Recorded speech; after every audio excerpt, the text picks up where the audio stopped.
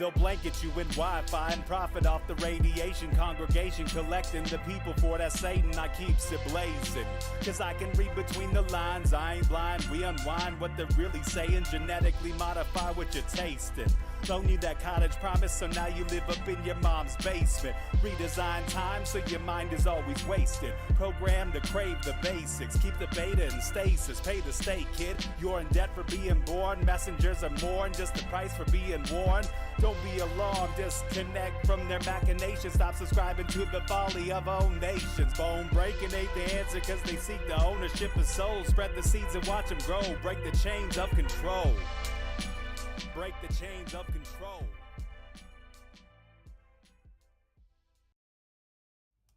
So we, eternal balance of all that is good, true, and beautiful, friends, welcome to your Tuesday night edition of Rogue Ways. It is always good to be here with you all, and tonight we're going to talk about things that are near and dear to my heart that we have talked about for many, many years, that I've been writing about on my site for many, many, many years. And that's the Robocalypse. The Robocalypse, Robogeddon, whatever you want to call it. The takeover of the machines. It's upon us. It's been upon us for a really long time. So we're going to just do a check-in, status check. Where's the Robocalypse at right now? That's the purpose of today. It ties in with, of course, like literally everything. So that's going to be fun. And I have to tell you the weirdest shit today. My chickens are laying eggs all of a sudden, which is so awesome. I'm so happy. Like, if you know me, you know that I'm pretty ridiculous about my chickens. They're my little babies. I'm their mom. I definitely like pamper them and spoil them way too much. I walk them for like an hour every day, like around the yard. Like, it's ridiculous. I'm ridiculous. And I love them. They're just the cutest little babies. So if you are on my Instagram, you've probably seen a million pictures of them. Well, they started laying eggs, so that's amazing. Everybody thought it should have happened like 3 or 4 months ago. It didn't. We were like, I don't know, they might never produce eggs, but we still love them, so they're our chickens. And we kind of like came to peace with that. You know, if they never make food for us, we will still love them as much, and that's going to be okay, even though the point of them was to have food. And so they finally laid eggs. It was so cool. It was just like the perfectest, tiniest, cutest little egg that we found yesterday. One of our chickens was like making new noises and like things we'd never heard before. And lo and behold, she had laid an egg. And that was awesome. And then today we went out to look for more eggs because once they start laying, you know, it could be every day. It could be every other day. Every chicken's a little different. Plus it's winter. We were told once it's winter, they're going to probably slow down or stop anyway. So they're definitely not going to start until next spring. Here they are laying. So we go to look for more. And we see like kind of just like a tiny, like really small, like not even really an egg. Like it's just a shell. You know, there's an egg in it, but it was just like, it was a very strange egg. And we're like, well, when they're just starting, they supposedly can do like very weird sizes and whatever, and we're like, okay. And it was kind of cracked and broken anyway, so whatever. So we still have the one egg and it's still perfect and we're still like fawning over it. And then I was on my chicken walk. We like hang out in the yard, we walk around together and they eat everything, and I, you know, usually meditate or do whatever. And then I noticed like a strand. This is gross, so if you don't like to hear gross things, then don't listen. A little strand like hanging out of one of their butts, and I was like, but in my head I thought like, oh, like somehow a piece of plastic like got attached to her butt and she's like dragging it around. And so I looked closer. I was gonna like step on it, you know, so she could like keep walking and it would like pull off of her feather or wherever it had attached to. But as I got closer, I realized it was like liquidy, and I was like, holy shit, what's happening? And I looked closer and I'm like, it looks like egg white, you know, like egg white and hanging out of her butt though. And I was like, what the fuck? And I was like, is she about to lay an egg? Does it come out with like, you know, yolk around it? I used to have chickens. I should know these things, but I forget. So I was like, maybe it does. I don't know. I guess she's about to lay an egg or something. She didn't even notice or care. She's just like walking around, whatever. And then all of a sudden, I scoot down to like take a picture of it because I'm like, maybe I'm gonna have to take her to the vet or something. I should have like evidence of this. So I'm taking a picture of my chicken's butt with stuff hanging out of it, and all of a sudden she looks like she's gonna poop. They, you know, they kind of whatever, they do their poop thing. She looks like she's gonna poop, and literally out comes like a yolk, an egg yolk without any shell at all. It just like looks like someone cracked an egg but out of her butt. So that's what happened to me. That's my exciting story of the day. is that my chicken shit out an egg yolk, and egg white, perfect. It wasn't even the yolk was whole. You know, it was crazy. So we were joking, we like should hold them over the frying pan with the frying pan just hot and just wait for them to like shit out egg. I'm sorry if that was too gross for you. That's actually what happened. I have video of it. You can go to my Instagram and see the video of it coming out of her. I actually missed, because I took the picture as it was coming out. I was like, and I switched to video and like hit it. So I got just it like hitting the ground and her walking away from it, but you can still like tell. Yes, Will Tyndale, welcome to the show, and she may need more calcium. We are looking into that, and it actually turns out that chickens lay eggs, especially, again, like I said, they literally just started yesterday, so they're new at this whole egg making thing, and so they can make weird eggs, and I guess they can come out with like kind of shitty shells or partial shells or no shell at all. That actually happens. So it is like one of the highest search, you know, when I typed in like, why is my chicken making eggs? It was like without shells. And I was like, okay, so this happens to people, and it can also happen because of stress. They are not stressed like from our side of it. Like they have space, they free range with me for like an hour or more every day. Like they have so much food all the time. They have water, like they have oyster shells, like everything a chicken could want. But sometimes if like a predator comes at night, you know, and like jostles the coop or something, or they're kind of scared, then I guess that can happen too. So that's what I've learned. If you have any more insight than that and you want to tell me, you know, hopefully my chicken's okay, let me know. So yeah, she should be fine. It's just pretty hilarious. I suggest you go find the Instagram and watch it. I think I'm at Apotropaic Soul. I'm not sure. I'll type it in the chat for you, since Apotropaic is a crazy word. Probably no spaces. It's something like that. Apotropaic Spirit maybe, but I think it's Apotropaic Soul. Hi, Bonnie. Thank you. Yes, congratulations to them. They're like, my little girls have grown up. What's up, Regan? Nice to see you. Courtney Nichols is in the house. Nice to see you as well. We got Sue Finelli is back. What's up, Sue? Wisdom Trek is here. Give my chickens aromatherapy and massages. Like, don't tell me that, because I'll probably do it. I'm like, we need some chiropractors in here. Like, these chickens are insanely well pampered. Yes, my chickens are actually attack chickens. I got them for the Robocalypse, and that's how this all segues together. You're exactly right, Will. That's what's going on here. They're vicious velociraptors, and they will kill any electronic baddie. So yeah, I guess we'll get into it. You guys, I'm so excited. Oops. No, wrong screen. You don't get to see my OBS. I'm so excited. Locals is growing, rogue.locals.com. We've got, look, you can even see it here, 101 members and 21 supporters. Thank you to all the supporters in there. That means the world to me. If you love Rogue Ways, if you love that I come share and chat with you and bring you such badass guests, it's only getting better. Season 5 starting on Thursday with one of the coolest people ever. I told you I'm not going to tell you because I don't want to jinx it, but it's pretty rad.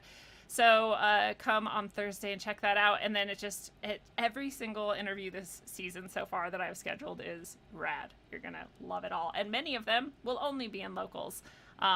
You know, I might put a little bit up on YouTube just so you know it exists, and you can then come to locals and support. And it's great to support what you love, and it's great to give back. So I've, you know, given you value. You can give value back, and we can share in that way and keep each other going. And that's what it is all about, is the exchange. So, yeah, and I just want to point out, too, that if you are a supporter in locals, you get a discount to the 3 Days of Brightness retreat. And you can only see the post with the coupon code. It's 21% off with the Magical Solstice discount of 21%. And it's only available to supporters. You can only see that post if you are a supporter. And then you can come to the 3 Days of Brightness event. Which, you know, I also suggest at this time of year that you look for people like me and other independent, small, you know, sort of operations, and support people who you know and you love, or even if you don't know and love them, just people who are doing their own thing outside of the machine. So I have art and books for sale. I've got orgonite pendants and plaques for sale. I'm going to make some more of those tomorrow. By the way, we're going to have a fresh batch for Christmas coming up. Well, there's Rogueways gear. If you love the show and you want some gear with the Rogueways logo, it's there. And we also have our Irreverent merch, which just has fun stuff to wear. But in the classes and tarot section of the site, you can also buy classes for people as gifts. You can buy tarot readings for people as gifts or for yourself. You know, you could splurge a little in the season. And you can also find the 3 Days of Brightness retreat here. And you can read a bit more about it. We're doing 3 days of like happiness. It's gonna be some badass people. I'm so excited about it. Just hanging out and having fun, but also we're going to be doing all kinds of educational and inspirational and, you know, building together, building our best selves together. So this is just a partial list of the stuff that we're going to do. And that's a pretty huge list in itself.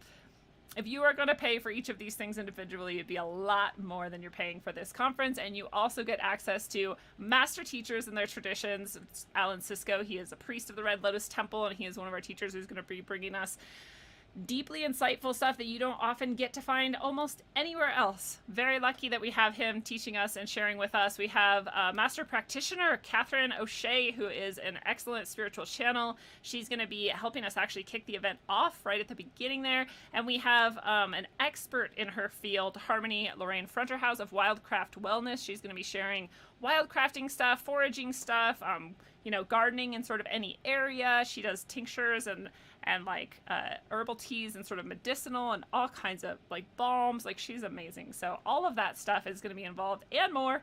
Again, this is just the partial list. So come and grab that with the discount. You want to become a supporter at rogue.locals.com first so you can get the 21% off, because that is a huge discount. So do it. I am so excited to see all of you there. It's going to be pretty rad, pretty intimate, and pretty amazing, and so much fun. And, you know, again, if you don't remember, the 3 Days of Brightness retreat is specifically on the 21st, 22nd, and 23rd, because that is the lowest spiritual energy of the year. And they know that, and we know that. And so we are combating their dark winter with our bright winter, and the 3 Days of Brightness is the culmination of the bright winter. So it's especially nice to celebrate the solstice together, and also to hold that energy in spite of their plans. In spite of their plans. What's up, Eerie Fairy is in the house, and Uke Takopu. Love back at you. Thank you guys for being here tonight. So let's jump into it. First of all, I want to address the monolith. And I want to address the monolith because there's obviously infinite ideas about what this monolith is. You know, is it from alien intelligence? Is it an ancient structure? There was one in Utah that popped up, and then all of a sudden there's this other one over in Romania. And I'm guessing this is going to go on, and there's going to be more around the world, but who knows? We'll see. Our very first and easiest guess, of course, especially given those circles that are in no way like even or some, you know, there's like nothing sacred geometry about them or anything. So that feels a lot to me like an artist just kind of went up with their little buffing tool or whatever. I don't know enough about metalwork to know what it would be called, but like, and just like kind of like made that design. The one in Utah, as far as I remember, is completely just clear. It had nothing like that in it. But it feels a lot like it's just a cooperative event amongst artists who, you know, it's like guerrilla art. It's like a sort of Banksy-esque type of thing. And so that's my best guess. It doesn't feel very special to me. My intuition says that it's not. I could be wrong. I've been wrong before. Could be anything, who knows. But that's, like I said, it's the simplest and easiest answer. It's just, I mean, there's like seams in it and stuff. It's not very mysterious, to be honest. So that's my take on it. It would be pretty easy to make. It doesn't look very perfect. The one in Utah looked way more perfect, by the way, and that one could be something that's really amazing, and this one could be like the, you know, the powers that be almost like planted it as like a distraction or like a, You know what I mean? Like, oh yeah, it's totally just a Banksy thing. Nobody look any closer. And that could totally be going on too. And when we look at Phoenix Aurelius, friend of the show, general badass Phoenix, did his IDF. And remember, IDF stands for intrinsic data field. And so it's the idea that the information of anything is just all around us, right? It's like in the ether, so to speak, or maybe literally, as like waveforms, and that this machine can use our ability to measure various things and get information from the field. And so you can ask it any question you want and you can find the answer. So I can't make this shorter, unfortunately, but I think you can just barely see the answers over here. Yeah, you kind of can. So I guess we don't want to read through all this necessarily. Maybe, oh, how about I do this? No, I'm trying to make the view smaller. Oh, there we go.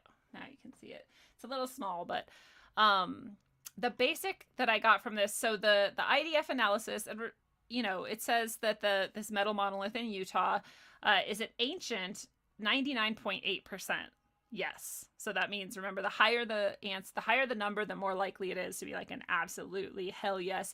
The highest I've ever seen it get is 100. There is 100 down here at the bottom and a couple really high 99, 98s. And so those are really strong yeses from this. And then the really strong no would be the 0, remember? So up here on 100, it says, is it an ancient structure? Almost absolutely. 99.8% it is ancient. Okay, I have some problems myself with the wording of this. Is it an ancient structure? Is it like that could mean so many things. We talk about Platonic solids as structured, or you know what I mean? There's like the conceptual structure that's not this specific physical object right here, but is, for example, that shape of that monolith an ancient type of conception. Do you know what I mean? It could, I don't know really what that answer might mean. But if we take it at face value, this is saying that it is a very old structure. That is supported further when he says, how many years old approximately is it? And it went all the way up to 9,710. So 9,710 years old. That'd be after the last ice age, which would be amazing. That begs the question then, like, why did no one see it before now? Utah isn't like the vast unexplored frontier. It's kind of, I think, again, I'm not an expert, but I just feel like it's strange that it would be there for 9,000 years. Of course, it could have been here for 9,710 years and somehow then be transported or like appear where we found it, right? That also could happen. Maybe it was like underground somewhere. Maybe it was in Antarctica and it just like teleported at the right moment. Who knows? I don't know. So the IDF says it's 9,710 years old. Is it approximately, I don't know why you asked again, I guess just to confirm. When they asked, was it made by a human being, it only went to 46. So that's like, kind of. It's like a low kind of. It's like, yeah, sort of. You're like almost there, but you're just not quite hitting. Like it's either kind of a human being or not just a human being, right? So we started trying to get to the bottom of that. Was it made with the help of interdimensional entities? 100%. 100% yes. Again, I have like somewhat, not like a problem with this. I don't have a problem with it, but I have my own interpretation of this. When you say, for example, am I doing this show with the help of interdimensional entities? It might say yes, right? Because my soul is an interdimensional entity according to me, you know? Or like if God has my back in this show, which I think God has my back in everything I do, then God might be an interdimensional entity according to this. So when I read that, I'm just like, well, I mean, honestly, for me, I'm like, anything could be with the help of an interdimensional entity. I think they're all around us all the time, and we call them all kinds of things, like angels and ghosts and demons, and we have all kinds of words, jinn, you know, and all these things I think are interdimensional entities. So are they helping us do every single thing at every single moment? Yeah, I think so. I think they're influening everything all the time. So that's my take on that too, is like, I just don't know that gives us a whole lot more than that this is like what you could say of anything. I would love to have done this with Phoenix so I could bring things like that up and we could get some more on that and see if we can narrow it down to what that might mean. But anyway, moving on. Was it made with extraterrestrial species? 71%. So that's like a really low, it's like yes, but it's the lowest yes you can get. right? So is it extraterrestrial species? Again, what do you mean by that? Are we all extraterrestrial in some, like, did our DNA come here on a comet from another planet or something, and therefore we're all kind of extraterrestrial? Like, that might be what the lowest answer of yes means in this situation. I don't know. I don't know what it means. But, you know, a lot of people reading this are going to be like, holy shit, this is a 9,710-year-old thing that was made by aliens and interdimensional species. And that could definitely be true. It asks the next question, was it a collaborative effort of an interdimensional species and an ancient human being? And it was a 99.8%. So 9,710 years ago, an interdimensional being and a human being created this thing. That's a pretty provocative answer. I don't know how you could, you know, read that any other way except that it's that old, and whatever we want to think an interdimensional species is helped with it. And then he goes into all these things about what kind of metals. And I am not as interested in those things, but it does turn out to be, just because I don't know about them, they might be fascinating. They might have so many implications, but I don't know what they are. So it doesn't interest me. But, you know, I guess it's made from 2 noble metals. It is made of an alloy consisting of 7 metals in total, is 100 answer. So again, that's the IDF. And just even like Phoenix says, this is one piece of data amongst who knows how many pieces of data you could have. So do you take this as absolute truth? Absolutely not. Phoenix doesn't. I don't. Nobody does. It's very intriguing, especially if it is 9,700 years old. Again, well,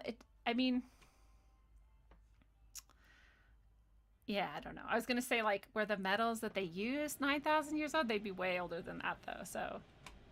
yeah, maybe it's 9,700 years old. I don't know. I just don't know. But it's very intriguing. Like I said, my feeling is that it's not like that. But I know, like I said, it would make sense why the second monolith was like kind of shitty. No offense to anybody out there who's making monoliths, and that would probably take me like 12 years to make. So I can respect that it's actually really cool. But like compared to the first one, it's like, and it's like kind of shitty. So it could be, again, that the first one is actually this like amazing thing. It's 9,000 some years old. It was made with interdimensional and extraterrestrial help, and it just appeared, and they're trying to like cover it up by making this other one appear, and maybe another one will appear, like I said, and just kind of discredit that it was special and that it wasn't an artist. So it's interesting. It's interesting, and I always like to look at these things also with like, okay, so if it was made 9,700 years ago by a person and an interdimensional entity and an extra, and then it just appeared like now, like why? I want to see what you guys have to say about that. Digital apparition says Banksy. He's actually the one that reminded me of Banksy. I was like, it might be a Banksy thing. I was like, true. You can call me Ray's here. What's up?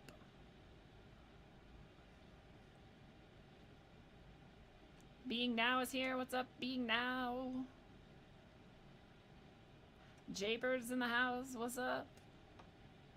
Eerie Fairy asked her mom when she was 6 years old if she was an alien. And she asked why, and she told her mom, because everybody always stares at me. And she said, oh, you just look different. You want to know what's funny? My sister tried to convince me that I was an alien when I was like 6 years old. She like did, like while I was sleeping, I slept so heavy. I mean, like people had to like shake me and like hit me to wake me up. And she, while I was sleeping, like rug burned my leg like a lot. And so it was all discolored when I woke up, and she was like, and I was like, oh my God, what happened to my leg? And she was like, oh no. And I was like, what? And she's like, your human skin is rubbing off. And I was like, what do you mean human skin? She's like, oh, you didn't know? You're an alien. You're not even part of this family. I was like, holy shit. Clearly that was not true. I mean, it might be true, but that was a ruse. She was very good at ruses. Will Tyndale asked, does IDF bypass Ouija board type lower entities that are jokesters? And that is the great question, Will. And that is a question that I don't think that can be definitively answered. And that's why I think both Phoenix and myself and probably anybody who's like you and most people here are very rational. We're like, who knows? Who knows, right? This is just some data. You can take it, you can leave it, you can grab some salt with it, like whatever, but it's definitely not something to take as just absolute truth. And it's always good to ask, where is information actually coming from? What's providing it, or who's providing it? Can it be a lie? And can it be misinterpreted? And like we said, can the question determine, I mean, it can. The question will determine what the answer, but is it like, not, I just think you have to be so specific. But I know Phoenix, and I know that he probably has, with the IDF, even defined many of these words he's using. And so I think that helps him establish. So I'm just saying all of that for my own self. These are my questions about it. I don't know what definitions he would use or what they've gotten to. So anyway, I just wanted to address that. Could this be also, like I said, are the interdimensional or the extraterrestrial influences or even the ancient human influence that went into this, are they benign? If this is all how it actually went down and it's 9,700 years, is it benign, or is it something not very benign? Does it carry ill intent? And if so, why is it coming in the form of this very almost like, I mean, it's not robotic, like, right? As far as we know, there's no electronics in it, but is it like a device of some kind? Might it be somehow associated with technology in some way, or advanced technology in that sort of way? And if so, then what, again, is the intention? What is its purpose? Lots of questions about it. Not a lot of answers about it. I don't trust it, but I don't trust anything. And so we're moving on now to AI. Like I said, we're headed into the Robocalypse check-in, and that was just a little add-on to this, because I know that it's on people's minds and it's on my mind. Oh, see, Dakatis did it. Dakatis made the obelisk. We knew it was you. What's up, Dakatis? Yeah, we knew it was you. All right, so one of biology's biggest mysteries is largely solved by AI. So AI, if you want to get like the general overview of AI and what it actually is and what we mean by it and all that, you can go back to previous episodes of Rogue Ways. I don't remember exactly what they're called, but I'm sure they have AI in the title somehow. And I think actually one of them is literally just called artificial intelligence. It's one of my own passion projects for my whole life. Have never trusted machines and I've been on a jihad against them my whole life. So I have a deep understanding of the subject. And, when we say AI, just to get to the quick point, we don't actually mean what most of us think by AI. Most of the time, the articles like this, or just people working in technology in general, are saying AI. What they really mean is something closer to like machine learning, or just like really advanced programs. When you and I talk about AI, usually what we mean is generalized AI, and generalized AI would be something that would be more like a person, right? It could be like autonomous in some way. It can make its own decisions in some way, and it can sort of like think. That's not what the AI that they're talking about means. When they're talking about AI, they almost always just mean like I said, like a very advanced program that can sort of learn for itself, but it can't necessarily do much more than that. It's still advanced. It's still amazing. It's still AI. It's just a little bit different than what we sort of think of, if that is clear as mud. So anyway, we've always had this problem of protein folding. If you know anything about biology and advanced biology and some of their problems, one of their problems is, how does a protein like strand get into such a tiny place and like replicate itself, and it just like defies our ability to understand it. Well, they put Deepmind on it. Deepmind is the famous AI that we know. Oh, let me go back and say, I don't actually necessarily think that there aren't generalized AI right now. This is what we're supposed to think. This is the normie view of things, is that we don't have that.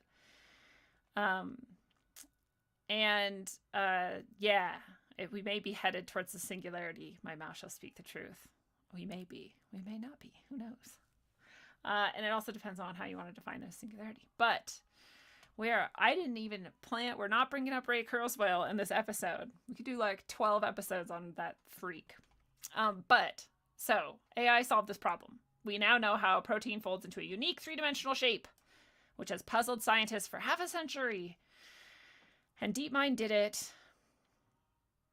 And we go straight from that news, which is momentous and historical and amazing, and we go straight from that in 1, 2, 3, 4 sentences into COVID-19. And how this advance by the Google-owned Deepmind is expected to accelerate research into a host of illnesses, including COVID-19. They just have to start connecting AI and COVID-19 for some reason. It's like part of the program right now. Maybe you've noticed.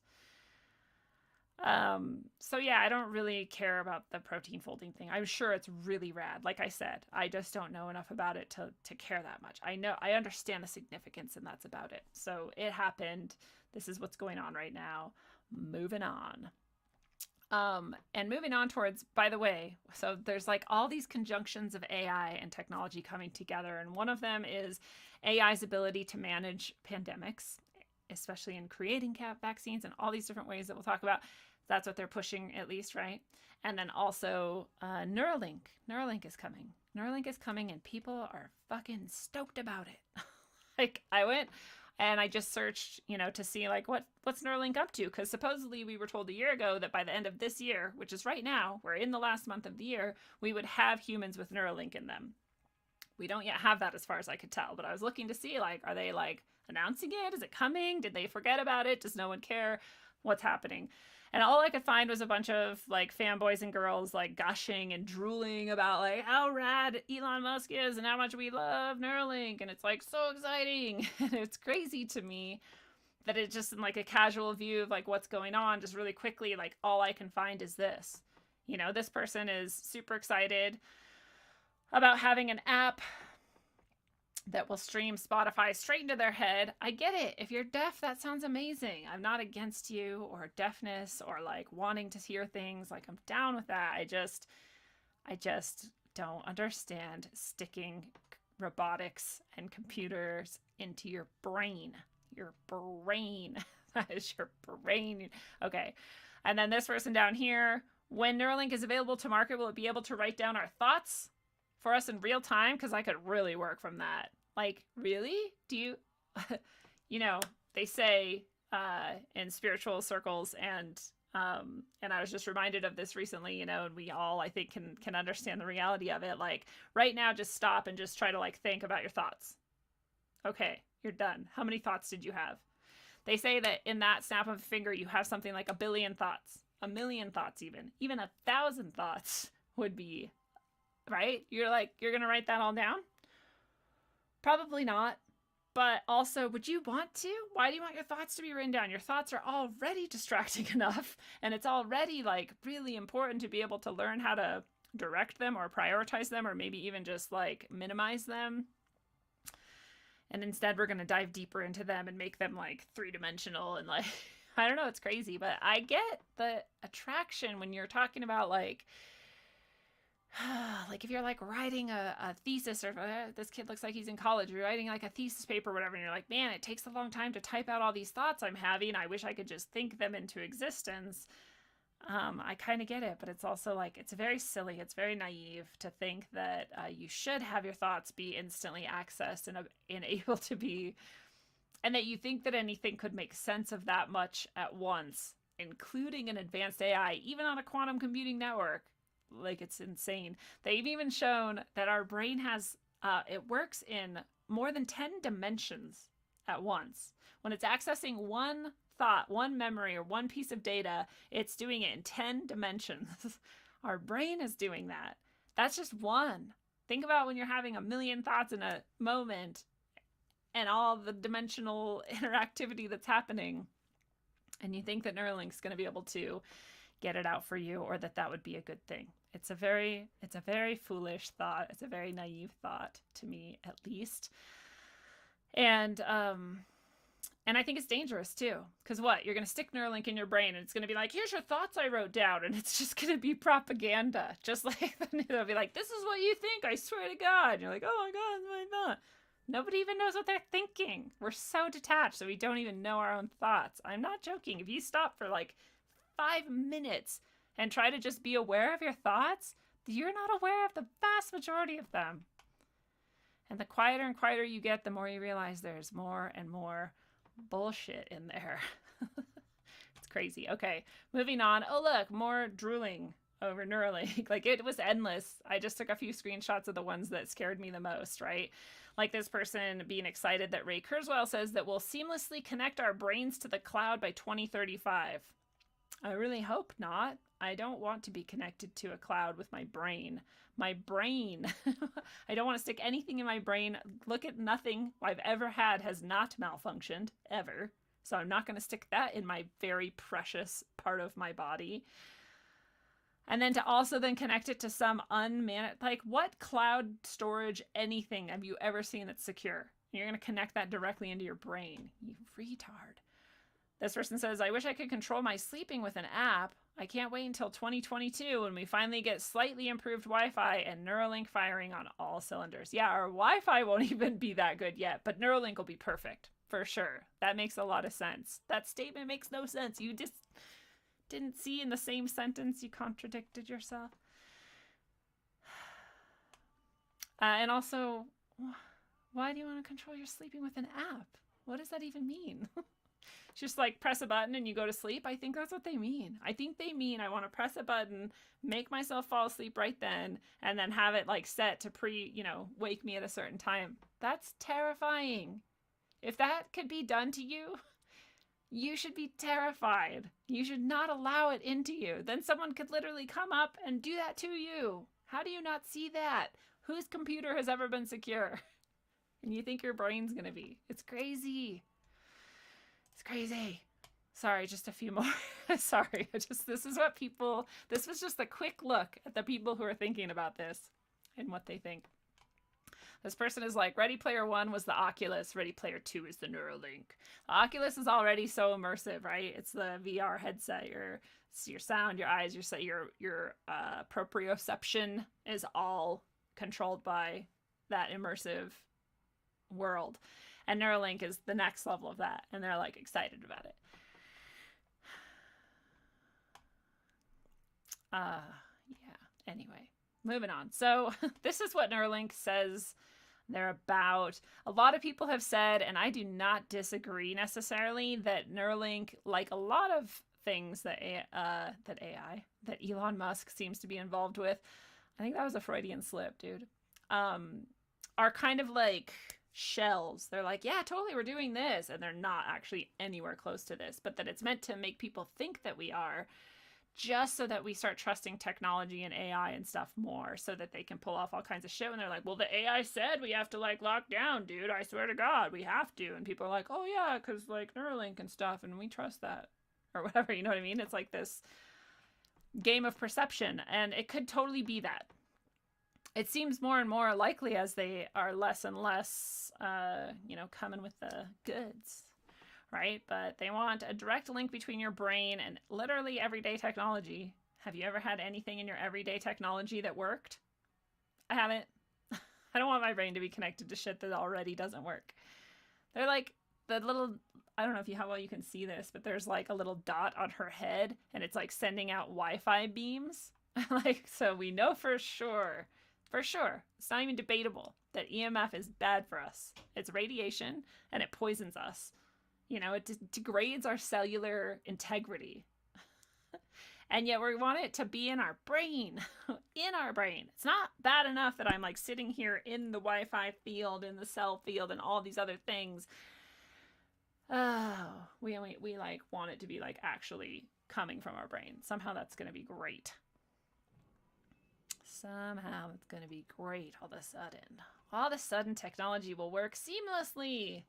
In just a couple years. You're like, do you pay attention to anything? You just live in like dreamland. And then we also have to remember that according, to many theories, we do already have this technology, and it is already perfected. It's just not out on the market. It's not out in the mass arena. So they want it to be attached to your visual cortex, which processes visuals, audio cortex for audio, somatosensory, which is your feeling, your touch, and your movement, your motor cortex. I'm sure more than that, right? But those are just the parts with. I like this, like figure one, just brain. There's nothing figure about this. It's just a drawing of a brain. Anyway, I'm sure they want more than that. That's just what they're telling us right now. What will it do? We want it to connect to thousands of neurons in the brain. That's not even very many, honestly. You know, there's a lot more than thousands. They want to record the activity of the neurons, process those signals in real time, so they want it to be as fast as a brain. Honestly, if they do this at all, I swear to God, the main purpose for it will be to teach the AI how to be like a brain and how to be a brain, how to act like a brain. But who knows? In the meantime, lots of people will have like ulcers on their brains and like fucking aneurysms and shit and just whatever. Be like Ghost in the Machine. I don't know.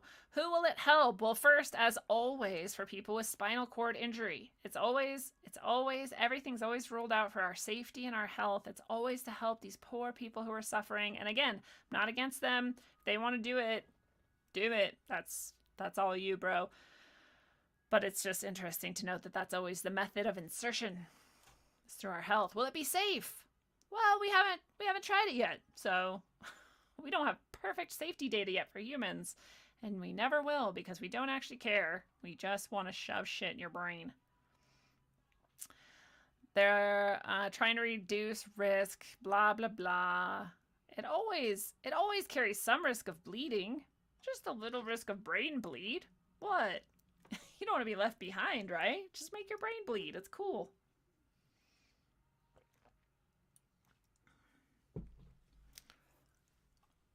It is definitely a trap, Dakatis, and Will says Neuralink will prevent you from returning to the astral plane when you sleep. Possibly more than that, right? Sleep is like the cousin of death, eh? I agree with you that it will definitely reduce your spiritual world. Agreed. Lavendra Unicorn is in the house. Yep. Biggie Smollett is here as well. Both of them say fuck that. Absolutely. I'm glad you guys are with me. I knew you would be. This is just common sense. Oh, yeah. Overheating batteries. Exactly. Overheating batteries, like degrading wires and circuits. All kinds of shit. I don't know if I said hi, love in the midst, but hi. Yeah.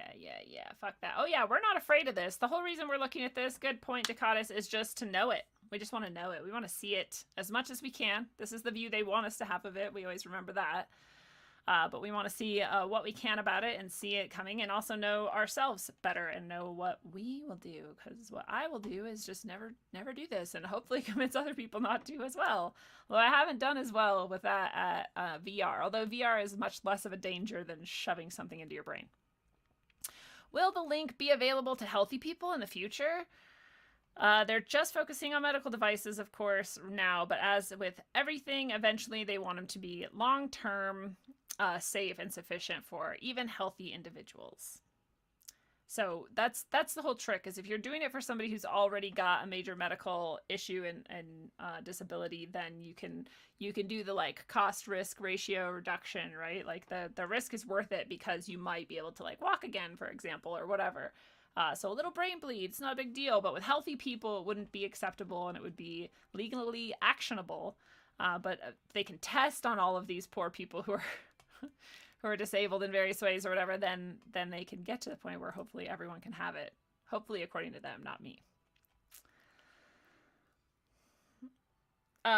Is it compatible with an MRI? They're hoping that they can make it compatible with an MRI. How will you address security? So they're like, we understand medical devices need to be secure, and it takes serious engineering to prevent unwanted access to such devices. Security will be built into every layer of the product using strong cryptography, defensive engineering, and extensive security auditing. So, okay, you have problems with this. One is, they say everything is secure. They're like, oh yeah, Mt. Gox is so secure, your Bitcoin's safe here, and then it gets, like, fucking invaded and whatever, and it's like, oh, it wasn't safe. Who would have thunk that there is nothing that has ever been 100% safe. Okay, so we can get rid of that idea that this is going to have some kind of strong security that like no one could get past, because that's just not going to happen. Then you go, if you were to go to the strongest level of security, like Bitcoin, Mt. Gox, and these types of things, wallets for your Bitcoins or whatever, you have stories of this all over the place where people have lost their like 57-digit long password that you have to use, right? You guys probably know what it's called better than I do. But that you lose that and they're screwed. There's no way to recover it. The end. The Bitcoin is gone. So there's people who had all this Bitcoin way back when Bitcoin was like, I don't know, $10 a Bitcoin, or now it's like 17,000 or something. And they were like, I would be a fucking trillionaire. And they can't get it back because they don't have that number. And there's no way to hack it. So if you go that strong with it, well then, like, are you going to get locked out of your brain? It's like, are you going to be like in sleep mode and never wake up again because they can't like get back in? So you can't, it's a double-edged sword. If you do it too strong, you fuck yourself. And if you don't do it strong enough, people are going to fuck you. And so why do it at all? Right there. See, we solved it. Just don't do it. It's not worth it.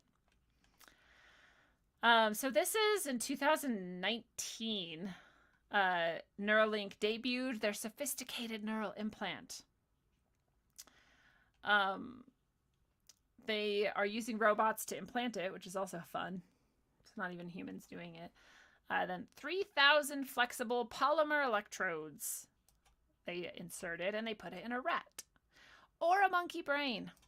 Interesting. So my understanding is that we use rats and monkeys when we want to study the effects of on the brain, or like the sociological impact. You know, how the creature would then behave socially or mentally. So those types of aspects, we use rats and monkeys. If we want to study the physiological effects, then we use pigs, because pigs are physiologically much more like humans than rats or monkeys. So that might come in later. But for now, they put it in a rat and a monkey because they want to see the effect on the brain. Makes sense. The charismatic and eccentric CEO of SpaceX and Tesla, the lifetime actor who may or may not be literally compromised by AI entities. He came, he made the announcement. It was super swanky. It was just so exciting. Blah, blah, blah. High bandwidth implantable brain chip computer interface. They want to cure quadriplegia. And eventually he wants to merge humans with AI, giving people superhuman intelligence. And he said this multiple times. The famous, I went over it in other episodes when we talked about AI before. There's the famous, time where he was saying, like, just like we are to our cats could never kind of understand even what we're doing or why we're doing it or anything about it. We just look at them and, like, if they're lucky, we take pity on them, we give them food. He's like, this is what AI will be like to us unless we keep up. And this is why we should all have Neuralink. Because otherwise we'll be left in the dust of these, like, superhuman intelligences. Jordy Rose says that. All these people who are, like, in the AI hype say things like that. So this is supposedly his very noble goal, is to just help humans, live and coexist with AI, because it's coming no matter what, and it's going to be way better than us. Here's a picture of what it's supposed to look like. It's the prototype for Neuralink. Don't you just... I mean, it's literally like a fucking brain chip with this, like, port. The port is going to... Port. You can port into it. It's like a hacker's nightmare or a dream, depending on what they want to do.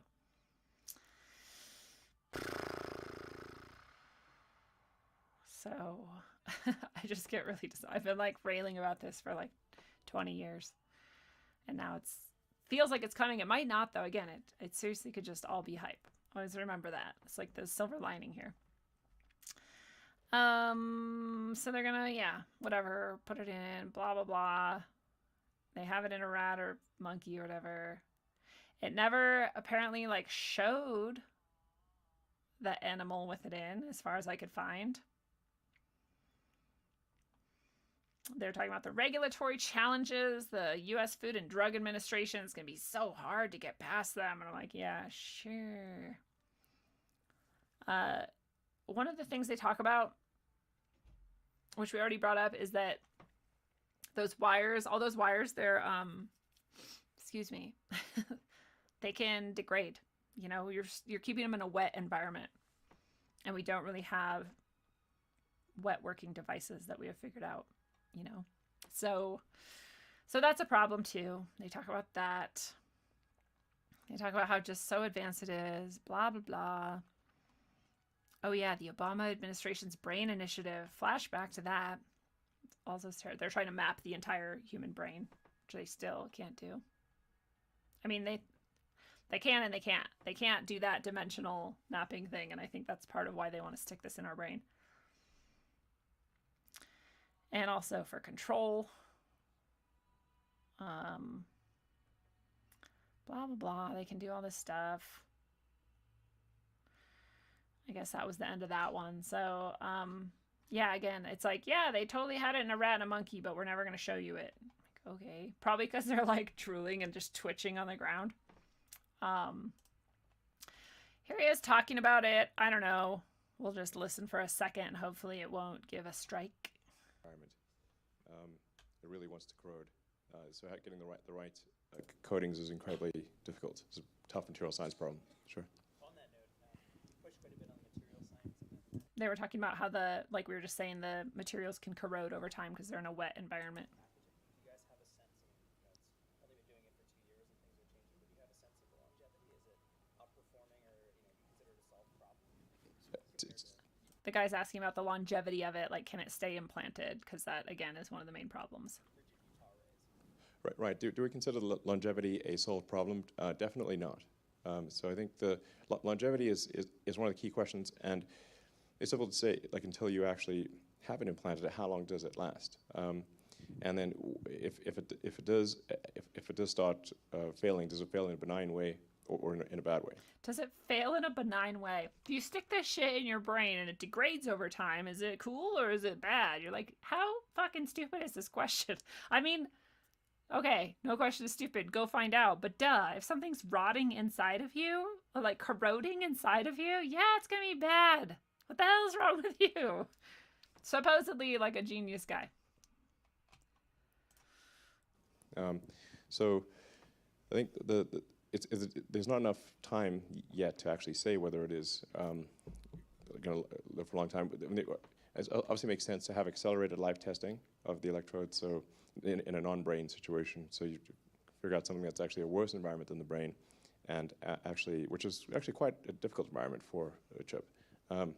So and electrodes, find something that's even worse and have accelerated live testing. That's one of the key things, and then they need to confirm that in an actual brain. So. I like how nervous he gets when he's like, in a actual brain. Like even he is like, this is not smart. He knows. If he is anything close to genius, he knows.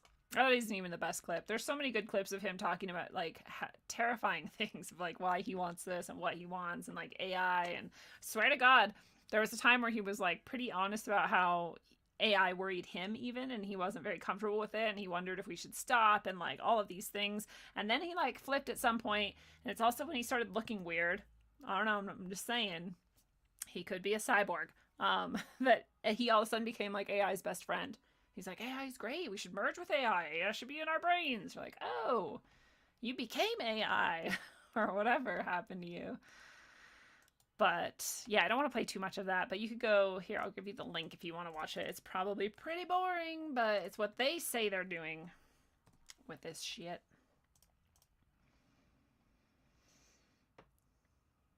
So, okay. Brain-machine interface has been around for a long time. We already use it in many ways. People who are, again, like paralyzed, they already have brain-machine interface. And we've transferred thoughts between people from distance. And again, I always have to point out that like we also did that without computers. Scientific, in the modern age, we have studied that phenomenon without any technology supporting it. So just like everything they do where they're like, we are wizards, we're the scientific wizards, we're like, well, you're just doing shit that nature already did better and that humans already did better. But we forget how once we have it. Just like we got our phones and we had all our numbers in there, we never had to remember anymore. When we had the phone on the wall, we had to like remember all the phone. Like you'd be at a phone booth and you need to know the numbers. You had like all these numbers in your head. I have like 2 phone numbers in my head now. These things develop the same skills as us and then we lose ours. Interesting. So yeah, so this is just a study about brain-machine interfaces and how it can restore sensory and motor function and the treatment of neurological disorders. But they haven't been widely adopted, mostly because they don't have very good potential, and they don't have very good assurance that it won't, like he said, become non-benign when it degrades in your brain. But they're talking about all the threads. They have 3,072 electrodes. They have 192 electrodes per minute are inserted by the robot, a neurosurgical robot capable of inserting.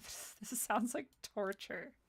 A neurosurgical robot's gonna put 192 electrodes in your brain per minute. Awesome. Small implantable devices, custom chips, on low power on board. So, okay, that's the other thing.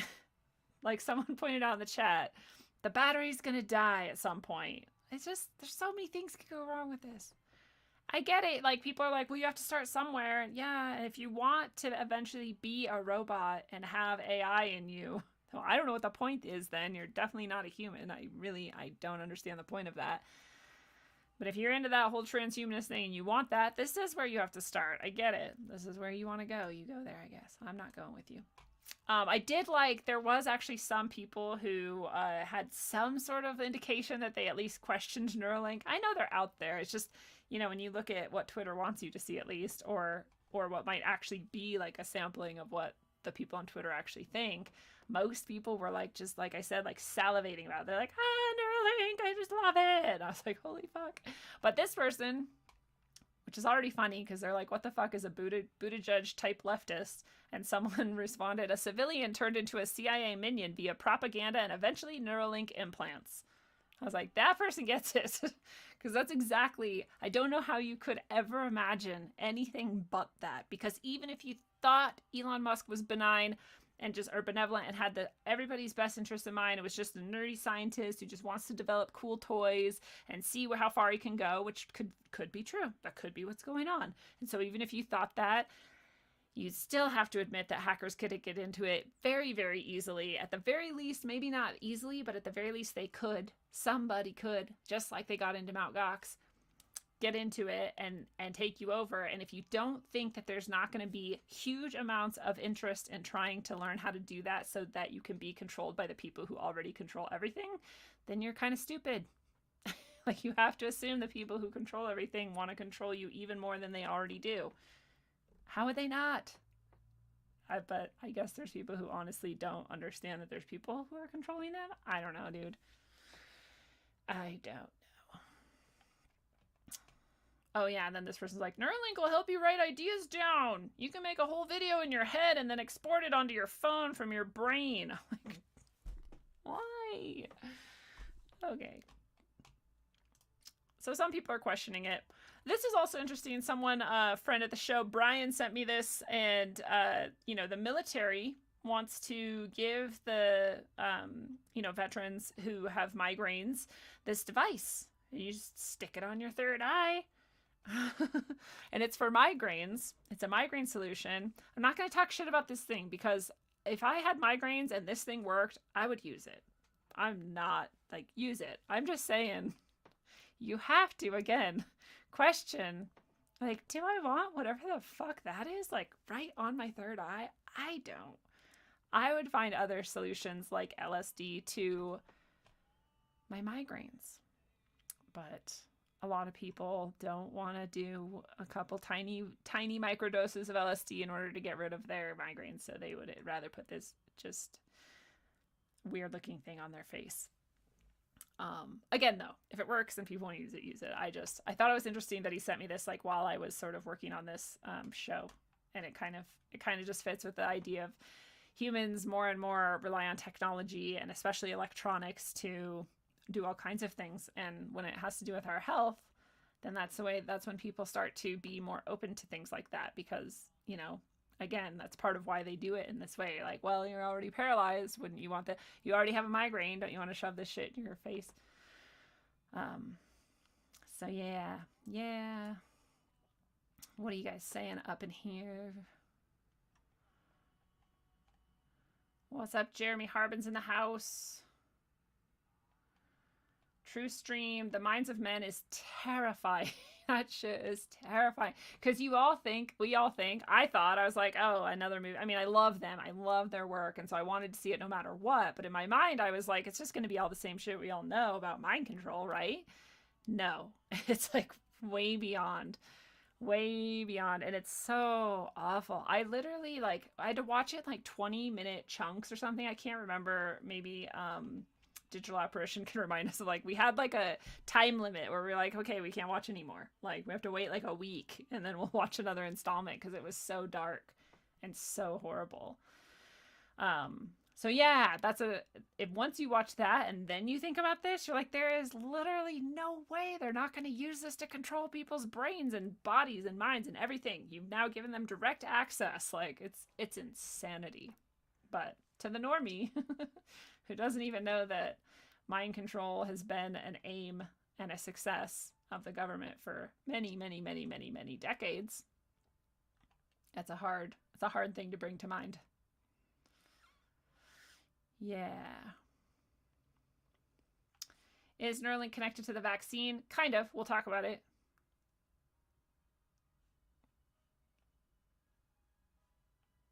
Will says, can I afford a house after vaccines and Neuralink remove 80% of Americans? Yeah, I think so. I think that's... No, actually, no, you can't, because the Agenda 21 will have already, like, shoved everyone who's left into a very small region, and so it's still going to be a scarcity system. Sorry. Good question. Takata says, who doesn't have a lack in their bodies they wish could be fixed? Exactly. And that's why this bullshit works. This is why all of this works. This is why transhumanists exist. And it's sad to me to think about. And no offense, if people are like into transhumanism, I don't like to talk shit about people. I don't want people to feel like they're not, like, you know, if you have ideas, bring them up or whatever and share them. But honestly, if you look at the root of it, why would you seek to enhance, so to speak, your body or your mind or any aspect of you? Well, you would only do that if you felt like you weren't enough as you are. You felt like you were lacking as you are. If you felt like you weren't good enough as you are, right? This is why people get hair extensions. This is why people get fake eyebrows. Like, this is why we do anything that isn't already naturally occurring to us here with us, you know? Any body modification, getting your ears pierced, right? You're like, oh, I want to, like, be pretty. I'm not pretty enough or whatever. I get that it's not literally the thought you have, but it's the base of the impetus. And tattoos, all that, I do it. I'm not talking shit about it. I'm saying this is a human experience we have where we're like, I don't quite love this thing about me. I want to try to enhance it in some way. And along comes these things and they're like, oh my God, if you put this in your brain, you'll be a genius all of a sudden. And you're like, well, I could be a genius. I'm not smart enough already. I want to be smarter, you know? Or like, you could, whatever, not have migraines anymore, which is a lot more understandable, which again is why they start there. But it is the basics. We all have, like Takata said, something in our bodies or our minds or something that we wish we could fix or that we wish we could enhance or that we wish we could stop, you know, feeling like it isn't good enough. But yes, Jeremy brings up where we're going to head later on in this presentation, exploration, whatever, is that spirits, whatever you want to call those, electromagnetic entities, interdimensional entities, spirits, whatever you want to call it, can interfere with electronics very easily, Jeremy says. So they may be able to mess with people hooked up to the system. Yes, that's exactly the danger that I've been... Besides all the obvious dangers, that's the exact danger I've been trying to draw attention to for much of my life. Is that this, if you haven't had something strange fuck with your electronics, just like, and you, yeah, I don't know why anybody would do it.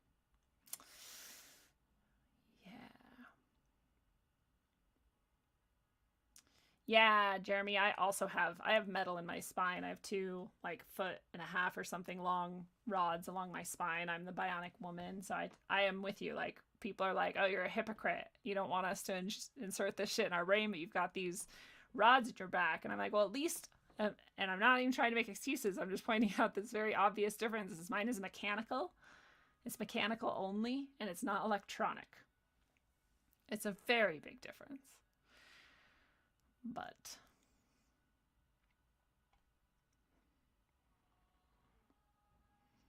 yeah, this is the trap. It's the trap. All right, so and then the other thing is, like I said, we've always, not always, but for a long time, we've had, brain interface, brain computer interface. And it's been used for like burn victims to take their mind off of the fact that they're scrubbing dead skin off of their body and they can't numb it because it's already so inflamed. And it's some of the most painful things that you can go through, apparently. And so they have these brain computer interfaces, and you're using your mind to control things on the screen. And it takes so much focus that you can kind of like zone out from the pain. Things like that, or think people who are paralyzed use these to use like oh my God, I lost the word. Like fake arms and stuff, but they'll be like electronic, and they'll learn to use the fingers and grab things with it. And that could go so very wrong as well. You just like accidentally grip your own face and you can't let go, and you rip your eyeball out or something. Anyway, so we've been using that for a while. So this isn't new at all. The new part is to have something permanently installed in your brain. That's the new part. So people are like, well, we've already been doing this forever. And you're like, well, kind of. We've had like electrode sensors hooked up to the outside of people's brains and hooked up to their eye movements, reading their eye movements on like a micro level. And that has been, but it's very different again than putting something in your brain that can control your senses, your perception of sense. It's very different. So yes, we've had it, but no, it's not really the same. This just comes out and says hacking humans. Because that's literally what they're doing. This is from 2020 of this November of this year. How Neuralink may give AI the keys to our brains. I mean, that's like the most forward I've seen it put. This is in Forbes, of course. However, this person they're bringing up the danger in that. So to be fair, they are purposely pointing out that it can be hacked and stuff, because they're saying like, maybe we want to think about this, which I appreciate. I'm glad this person is bringing up that question. So yeah, Elon Musk reminded us that the lines between brain and machine are blurring quickly. I'm like, no, they're really not. You're just trying to put machines, and not even machines, but electronics into our brains. The lines are very clear still. But whatever you got to tell yourself to sleep at night, Elon. I used to love that guy when I was still half asleep. I was very awake in many ways and not awake in many ways. Yeah. So, like this person points out, the more complex and smart computers become, the more attractive targets they become for hackers. The more worthwhile it is to get that, to game that system and to get into it. If you can control a whole person, it's a lot better than just getting their bank account number. And like they point out, the consequences of high-level hacking today are already severe, but we've never before had computers linked to our brains, which seems a hacker's ultimate prey. Our brains hold information computers don't have. I'm like, is this how stupid? Like, I wrote this like 15 years ago, but now it's in Forbes. Like, I guess people didn't understand this until, I don't know, dude. Whatever. It's probably all propaganda anyway. Right? Blah, blah, blah. Remove the barriers between computers and brains. And this all, like, I've also done episodes about how they want to convince us that you can put your consciousness on a drive somehow, and it's just this constant theme. And I think a lot of this is just to convince us, again, like I said earlier in the show, to trust technology, and to trust what they say technology is saying, right? What they say AI is saying to them. Hacking humans via technology. They're like, it's basically what we already talked about. If you make the encoding or the cryptography like too difficult, then people will get locked out of their own brain, and if you don't make it difficult enough, then hackers will get in. And honestly, I don't see how you could expect not that to both of those things are going to happen. If this ever happens, both of those things are going to happen, and they're both stupid and they're both pointless, so we just don't have to do it. But I was glad, like I said, that they even brought it up. Someone's bringing it up. Someone's being at least somewhat honest. So then I saw this. This is also from this year in August, though. And Elon trotted out pigs in a demo of Neuralink brain implants. And I'm like, okay. Remember what I said earlier that I'm pretty sure I could be wrong. If you're like into science and you know better than me, let me know. But I'm pretty sure rats and monkeys are more for studying the effects on the brain, you know, neurological effects, sociological type effects, and those types of things. And pigs are more often used for just the biophysiological effects, like what's happening to the tissue and, you know. So why are they now trotting it out with a pig instead of the monkey or the rat? I don't know. Pigs are really smart too. I'm not saying like they wouldn't show brain deterioration or something. I'm just saying like I wonder why they switched. So here, let's see. Is this going to even play? So maybe you saw this last month. Elon Musk gave a presentation for his brain interfacing company Neuralink. I think it's gonna blow your mind. It was one of the weirder tech demos in recent memory. We're trying to get Gertrude out, and this is how you know it's a live demo. Musk was showing off progress on a device that listens in on electrical signals from the brain and could use those signals to control computers or robots. The tech itself isn't new, but Neuralink wants to make the system smaller, safer, and easier to insert. And if that goes well, the company has a host of bigger goals. Depression, addiction, strokes, brain damage, these can all be solved with an implantable neural link. Okay, so this all sounds great, but is this actually possible? Smaller and more streamlined devices are one thing. That's a technology problem, and they're making headway with it. But to pull off the big sci-fi stuff, the technology has to connect with arguably the most mysterious thing in the universe, the human brain. That's right. Musk's first Neuralink demo came in July of last year. At that presentation, he unveiled a system of tiny flexible threads that would Gross. snake into a patient's brain and monitor individual neurons. Gross. He also showed off the robot surgeon that would actually implant them. Last month, we got a glimpse of an updated device. That includes areas I controlling just skipped motor ahead a little. function I and want to see the senses. pig. They even ran her on a treadmill to show how closely her monitored neuron activity predicted her real-world actions. You can see that they're almost exactly aligned. Oh, so we have prediction too. Neuroscientists have been recording signals from animal brains since the 1950s. Blah blah blah. Here, I'll throw this in too if you guys want to go watch this or whatever. I don't know how much you can show without getting copyright stuff, but yeah, I mean, it seems a bit different. As you saw, the previous one that they had showed was literally inserted into the brain, and although this event they showed you know, the robot surgeon and stuff, I don't know, but the pig had a different thing. It was just on the pig, just like we've already always done. So they're just showing off how much better they are at reading the information. I don't know, it seemed kind of dumb to me. Oh, it's like a Fitbit in your skull. Yay! Who doesn't want a Fitbit in your skull? Like, what the fuck? It's so stupid. I feel bad. I'm really judgmental about it. If people want this in their brain, I'm like really mean, but I'm also like, dude, like literally there's something wrong with you though.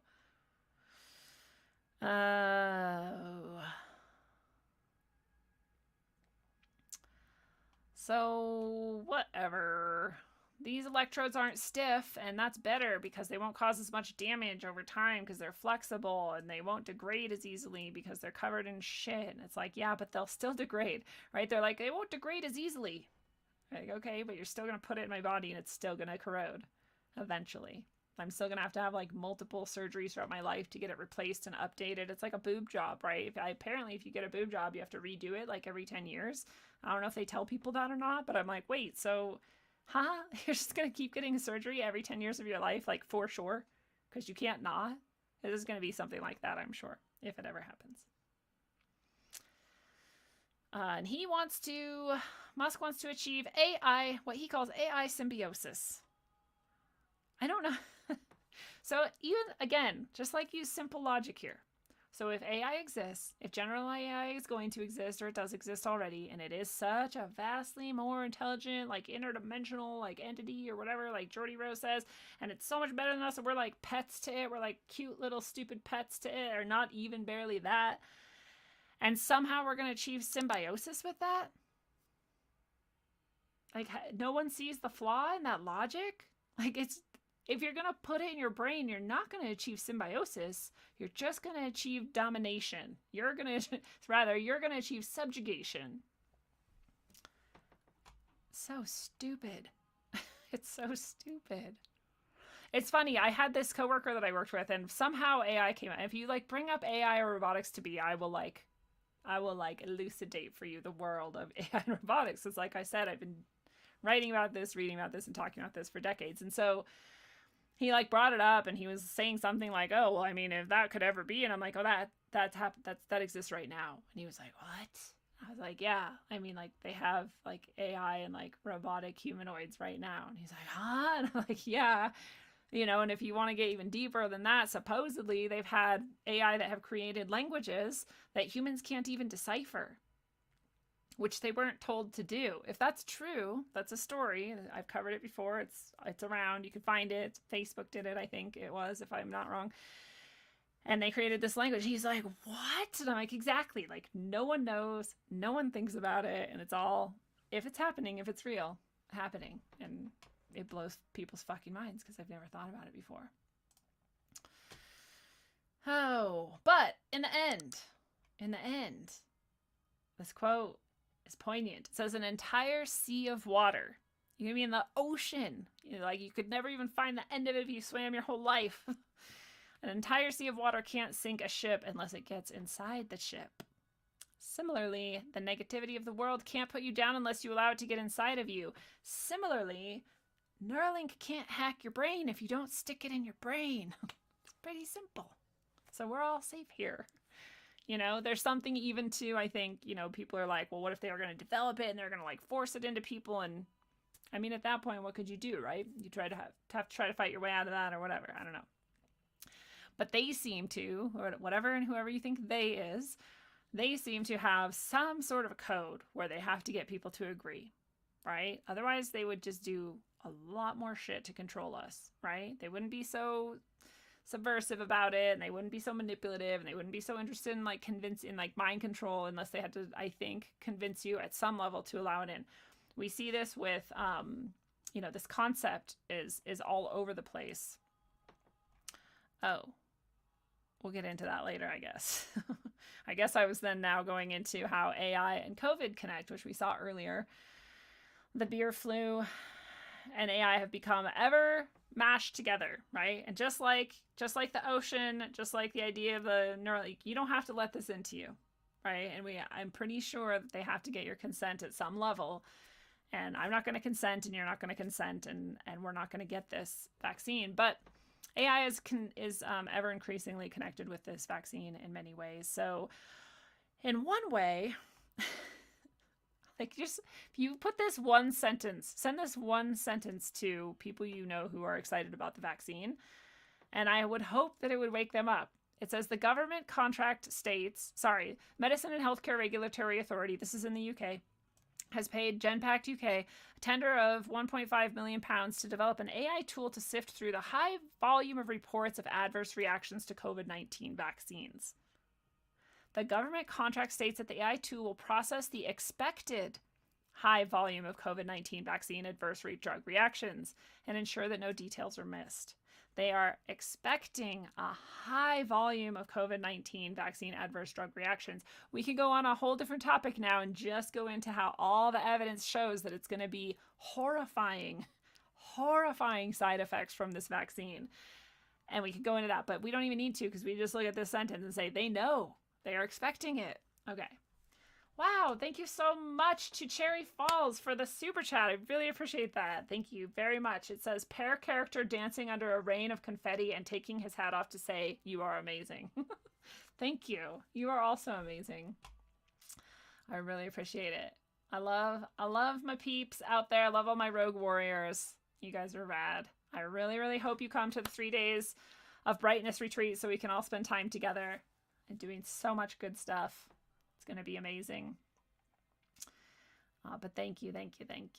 So they know it's going to be bad. They're expecting it. And again, we're just looking at the ways they're connecting the concept of AI to the concept of this vaccine or the disease, alleged disease, right? And they're just saying, for HIS, we're going to use AI to sift through all the adverse reactions. I'm sure it won't be used, you know, it'll totally be innocuous. We're just going to do it. Like, I don't know, dude. Okay, so that's depressing. Then they're talking about how human vaccines, this is back in 2019, but they've been talking about how human vaccines are going to be created by artificial intelligence. Artificial intelligence actually did create a human drug, allegedly. Again, what they're talking about as AI is much more like just a very complex advanced program that has machine learning aspects to it. Not like this like self-aware, hyper intelligence that we sort of think of when we talk about AI, but that program, a very advanced program, has developed a human drug. So they're talking about how great it'll be because it's so hard every year to find the strains of flu they're going to use and like synthesize or whatever and like make them and like ship them and all this stuff. It's just so much easier. We just let the AI do it. Totally. Let's let the AI do it. I guess if you trust that, then you trust that.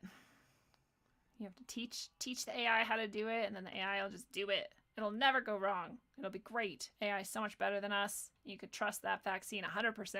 And then when it fucks up and kills everyone, they can be like, oh my God, the AI did it, not us. Right? I think this is part of why they do it also. It's like what do they call that? Plausible deniability. I just saw this thing the other day, or today actually, for example, that was like, oh, some county somewhere was like, this guy was calling and the person who answered the phone was like, oh yeah, totally. He was like, I didn't request a mail-in ballot, but I got one. They were like, oh yeah, no, that keeps happening. I guess there's like a problem with our program. Sorry.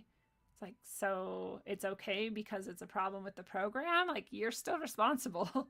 You're still the person in charge. It doesn't really matter if there's a problem with the program. There's a problem with you. You fucked up. So it's kind of like that, right? You can just like push it off onto the AI. It's the AI's fault. I think that's one reason. I think the other reason is, again, because they have developed through media over however long this idea that we should be able to trust technology and AI. Like, look at this picture. It's so like blue and clear. You should trust it. They've just developed this idea, this concept that we should trust these things and that they're better than us. It's better than us. So trust it. And so I think that's another part of why they keep attaching it to this supposed health crisis.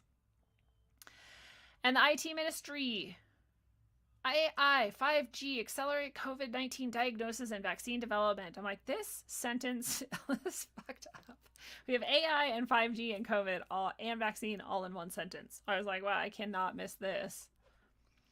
This is from March of this year. It's just like, see, again, we should trust AI. AI, big data, and 5G are all just so important in diagnosing and developing vaccine in this novel coronavirus problem. You're like, no, it's fucking not. Whatever. Like, they want us to love it and trust it. Oh, we'd be so much worse off if the AI and the 5G weren't here helping us. Poor humans. We would just be dying in droves from the bad cold that kills 0.02% of people or something. And finally, to the nanoparticles. Nanoparticles, of course, don't have to be associated with electronics or AI, but they are usually associated with that. We talk about like smart dust and shit that's like already so old at this point. We've had it for so long. And what can they do with it now? Who knows, dude? But nano dust, smart dust, is associated with vaccine development. Obviously, they've been researching this for who knows how long. When is this from? 2020. So this is a newer one, but I don't think the concept is very new. I think they've been doing this for a while, working on it for a while. In spite of the progress of conventional vaccines, improvements are required due to concerns about the low immunogenicity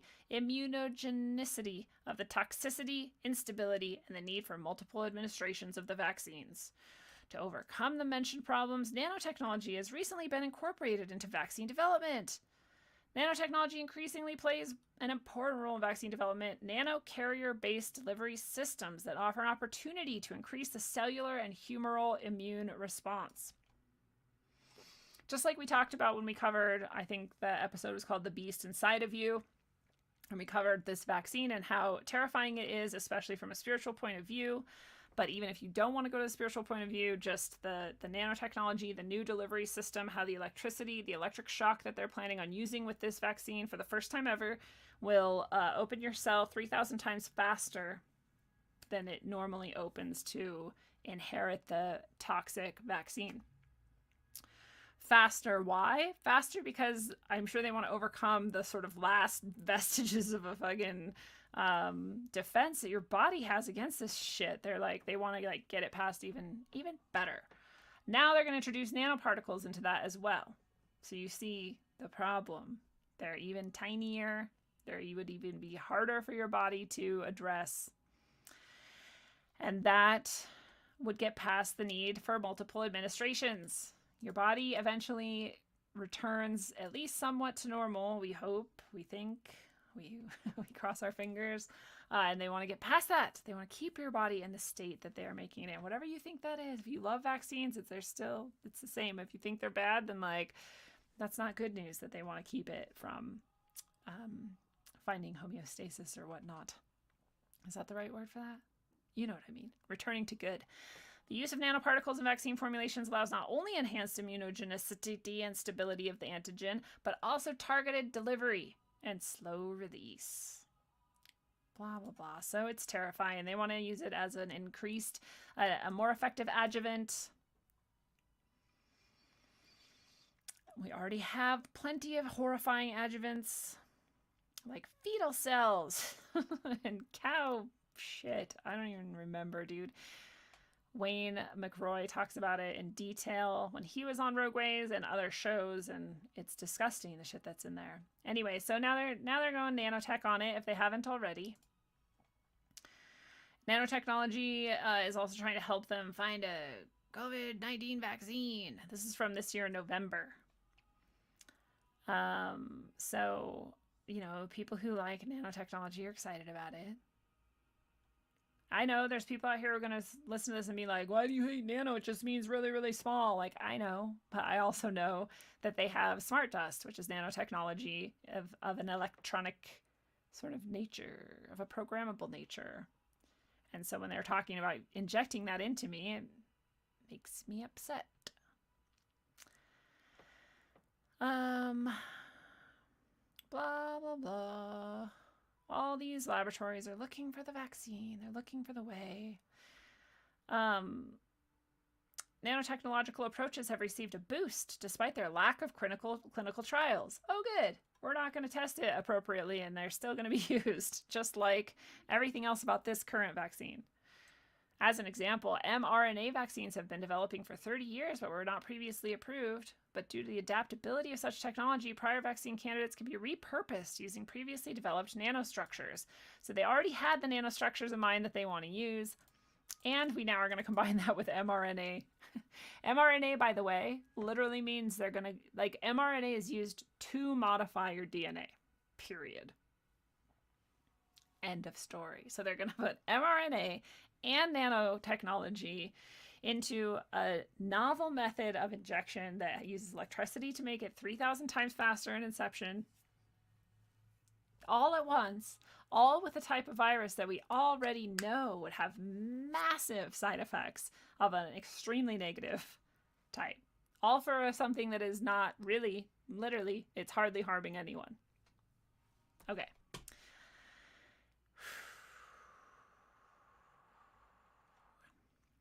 Blah, blah, blah. It's just more effective. They're just explaining how using nanotechnology is way more effective. And when we think about how much damage we know that vaccines do to people, way more effective is not a good thing. It's a really bad thing. It's way more effective at being damaging. So blah, blah, blah, blah. It goes on. This is very similar. We don't really need to read it. I'm just trying to show how this is like all the rage right now. Everybody's so excited about mRNA. Everybody's so excited about nanotechnology, and everybody's so excited to inject it into you without, as we showed, they've even said, without enough testing. It hasn't been approved prior, but now that we're in emergency, now we can rush it through. This guy's cool. I don't know. Maybe everybody's heard of him, but I hadn't. LouRockwell.com, and maybe he's not as cool as it looks upon first glance, because I just found him today, but he seems pretty cool. So he has this really good article that just goes over basically everything that we've talked about in this show and that we're talking about today, and, you know, but he has it all this like nicely documented place right here. So this is just a cool article that I found. I'll throw it out there if you guys want to check it out. He also brings up the quantum dot tattoo, which we talked about in the Beast Inside of You episode as well. And yeah, just how dangerous it is to rush a vaccine at all, to also pair it with new mRNA technology and nanotechnology and new delivery methods and all of that.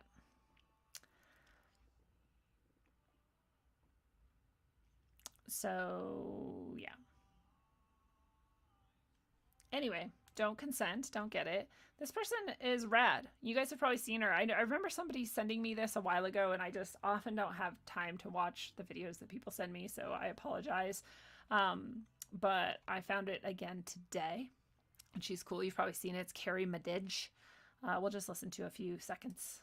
So what do you think about going from human 1.0 to human 2.0? And what does that mean? Well, going from humans, as we now know ourselves, to human 2.0 has something to do with transhumanism. If you're not familiar with that term, it's about taking humans, as we know ourselves, and melding with artificial intelligence. Kind of like being in the Matrix, if you've ever seen that movie. And that may seem kind of cool to you. We might have some superhuman abilities, maybe be able to think of something and it happens, maybe have some physical abilities that would be almost superhuman-like. That's the idea. That's what you see in sci-fi movies. And for myself, thinking about this topic, I'm like, well, I have some time. I think that's many years in the future.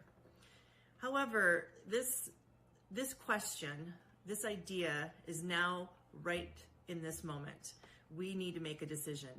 And I found out that we need to make a decision about this because I investigated the proposed COVID-19 vaccine. And this is my alarm call to the world. I looked at the pros and cons, and it frightens me. So she then goes on to describe everything that we just talked about. So I was like, cool, found an article and a video that already go over everything that I'm going over, but go check it out. She seems pretty rad, and she goes into more, possibly like more gracefully in the details. So she's very smart. I also wanted to remind us, I've always said about this video that who knows who the fuck that is and who knows where the fuck they are. It would be very easy. If you've ever been to college, to like a college building, it would be very easy to walk into any random auditorium sort of type style. What do they call this? I can't remember. Whatever. The amphitheater style classroom and just, start using the projectors and stuff there. And it's not like they lock it up. It's all just there. You can just go in and use it. So this could literally just be like a guy and some of his friends are like, let's freak people out, right? That could be true. However, the idea is that it's from the Department of Defense and that they go into talking about how they want to develop a vaccine, they call it, in order to subvert the sort of human instinct to understand or seek or have connection with the concept of God. And they found the place in the brain, allegedly, and like the way that people like do that, and they found a way to sort of kill it. So I'll again throw this link in there if you haven't seen it. I think most of you probably have. It's a bit old. And so it leads us all to wonder, especially given, like Minds of Men and all the stuff that we know for sure that the government did, that's not even debatable, whether or not they would do something like this. And you have to answer like, would they? Yeah. Because even if they didn't plan to use it, they would want the technology in their back pocket. That's how they work. And so it's not out of the ballpark possible. But a lot of people are like, oh, it's Bill Gates. And like, I don't think that's Bill Gates. And I don't know, again, it could be anybody. So it's just it's not a reliable source. But again, you ask yourself, like, would they do it?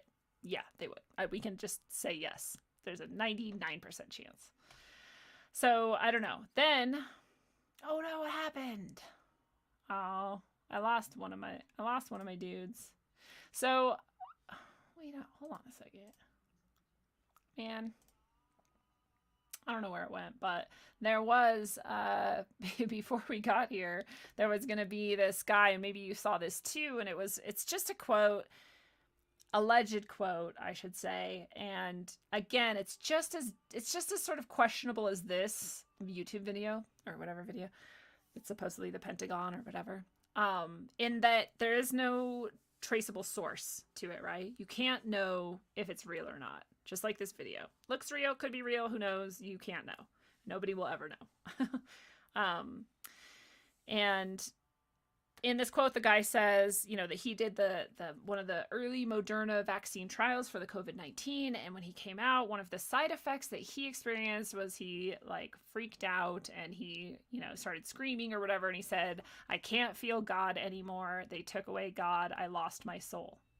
Something like that, right? That was the quote that I had up here that I was going to read, but from memory, it was something like that. And you're like, holy shit. And especially if you've seen this video, you're like, dude, did they do it? Have they pulled it off? Yeah, maybe. I don't know. Like, could they? I don't know. I know that they have like the God machine or something. Do you know what I'm talking about? It's like, I should have pulled this up too. It's like this fucking helmet and it has like magnets spinning around and like, this is like from the 60s or whatever. And like the people who put this on, and for a while they like feel like God is with them, you know? So like we've shown that that feeling of God being with you, or this idea of God, like it is, I want to say this carefully because it's not a physical phenomenon, but it's at least correlated. We'll say that. It's at least correlated with specific regions of your physical body. There, we can say that safely. So can they then, you know, somehow reverse that and remove that? It's based on what we know, likely. Do I think that means that they can remove your connection to God? Fuck no. Like, that's not even possible. Right? Like, it's literally not possible. You could, like, give your soul away to the most powerful demon in the fucking universe and, like, take you to, like, the depths of the deepest, darkest hell, and God could still get you. Like, that I know. You may not know it, it's fine, but I know it. So, you know, they can't remove that. But can they take away your ability to, like, think about it cogently? Probably. Can they take away your ability to, like, notice when that presence might be, like, more, you know, it's already hard to notice for most people. Could they remove the ability to, maybe, probably, they probably can. So that's kind of scary to think about. And so given all of that, I just wanted to remind you guys that this is your heart.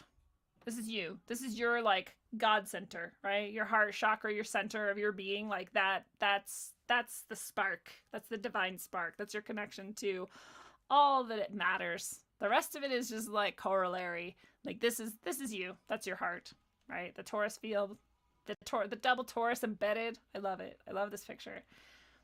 That's your energy field, right? When you see auras, they're often in this sort of shape as well, and with some other details. And that's you. That's you. That's your heart.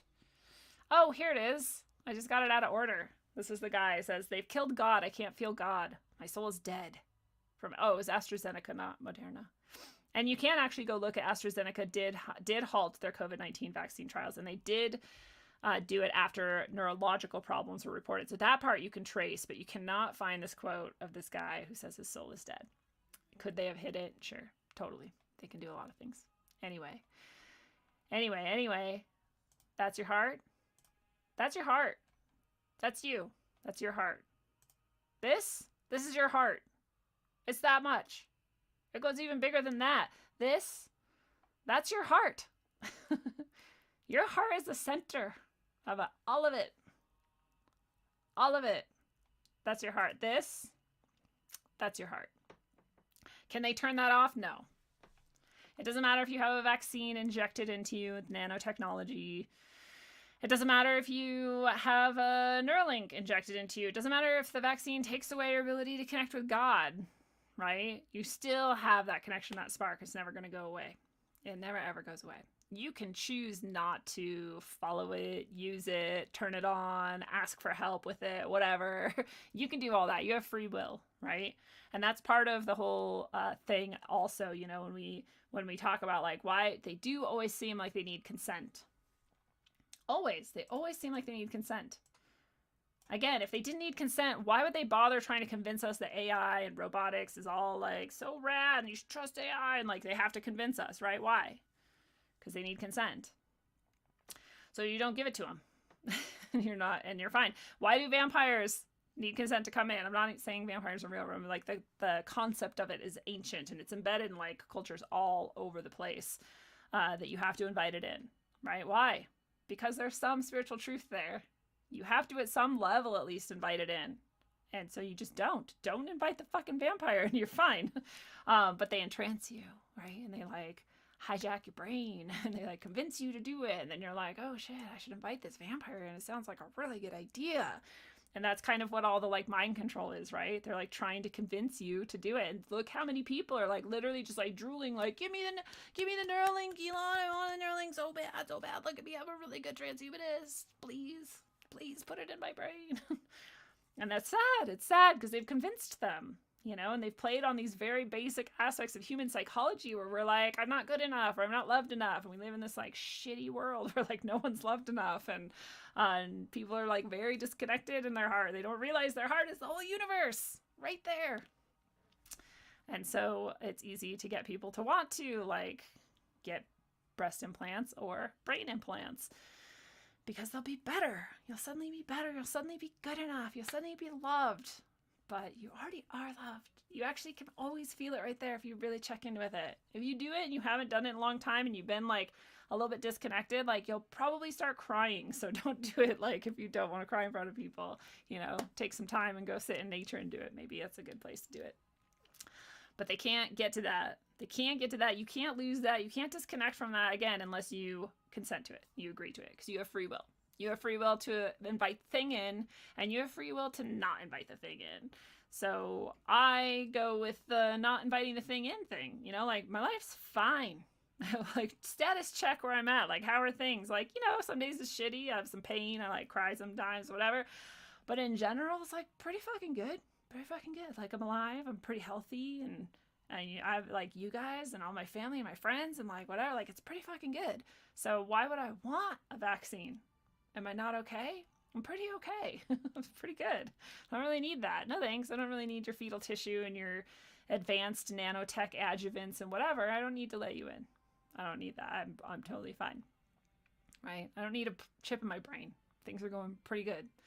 And like part of what's going to convince people too is the fear, right? You're going to get left behind. Just like, oh my God, you don't have a PlayStation 4 yet. Like the PlayStation 5's already out. Like, come on, get with it. You're getting left behind.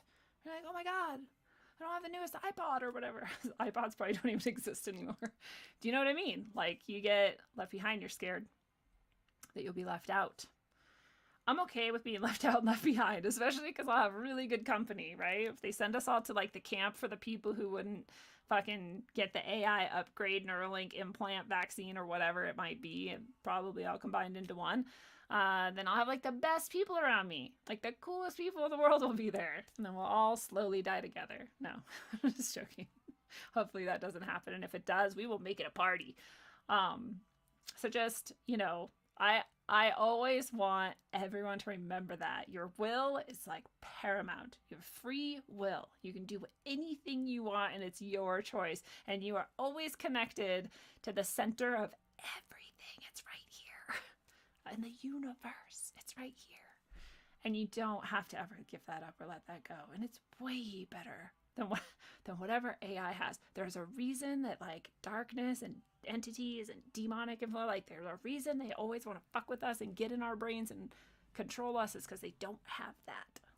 They wish they did. They're so fucking jealous. And they're trying to convince us that what they have is better. That's a pretty shit deal. Just like, they're not very honest about it, are they? I want to check in with you guys again.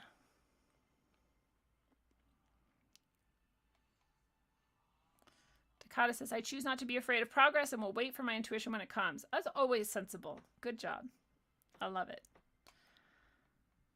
Jeremy says, I don't believe they can take my belief in God or make me forget. I don't either. That's another thing where I'm like, is this just a play to make us like feel like they might be able to? And again, then you're consenting at some level because you're like, oh yeah, they are able to. It's a very good point. Good point, Dakatis and Jeremy.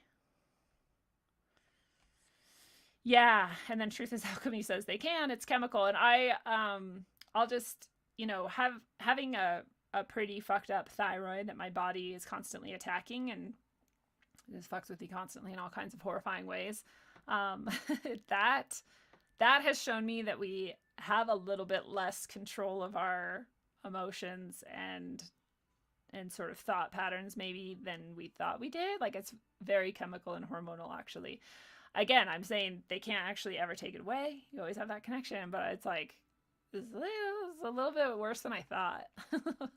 I was like, what? My emotions are mine. And I'm like, no, not always.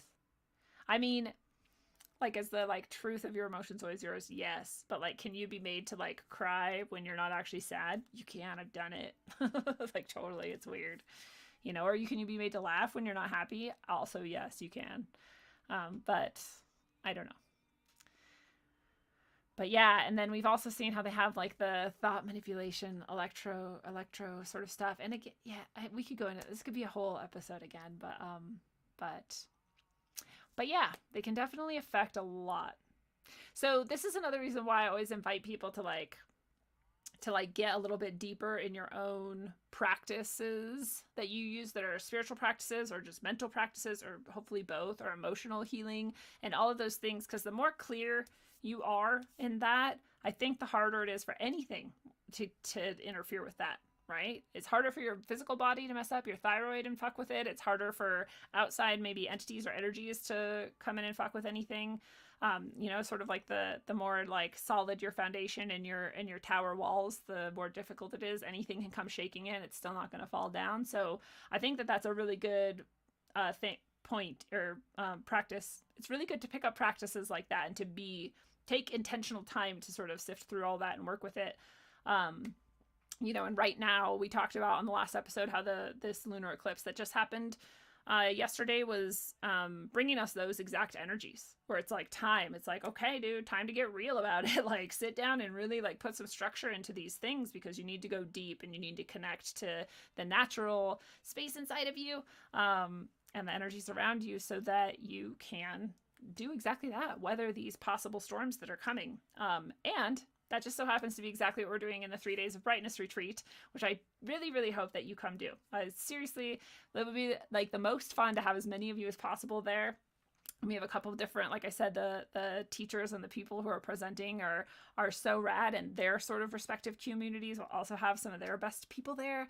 And it's just going to be so awesome. So really, really excited for it, and I can't wait to see you guys all there.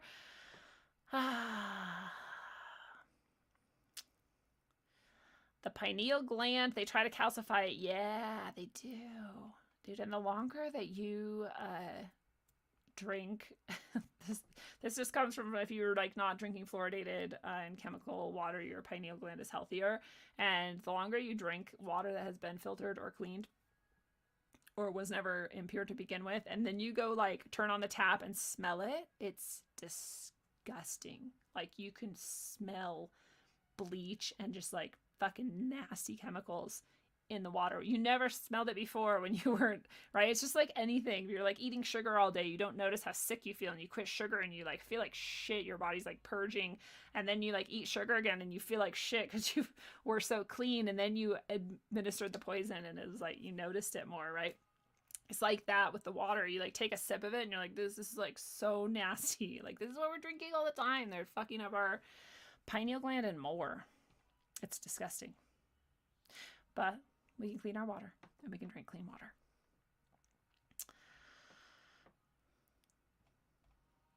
Heart of the earth. Yeah, good point, Jeremy. He was saying if you take the H from earth and put it in front, it's heart. It's not an accident. Words have meaning. Yeah, much love to you guys. I know we always like bring it. I don't always bring it back to like the brightness and the goodness and what we can do and how we can, you know, whatever, be bright, shiny lighthouses of truth in the midst of the darkness. I don't do it to be like kitschy or like fake. Or I'm like, this is genuinely how I look at the world, and I invite you guys to do the same, because we have actually so much hope, and we actually have so much resources inside of us and around us, and there's like no reason not to tap into that and utilize it to the best of our ability, you know. The quote from the vaccine trial brings to mind his dark materials. I love that trilogy. It's so dark. It's so fucked up. It's like, this is a kid's book about stealing souls. What's up, la la wah wah? Oh, sorry, I didn't finish it. And that book and the General Oblation Board's Guillotine. Yeah. Lindsay Smith's in the house. What's up? Sergio Boners to Bones here.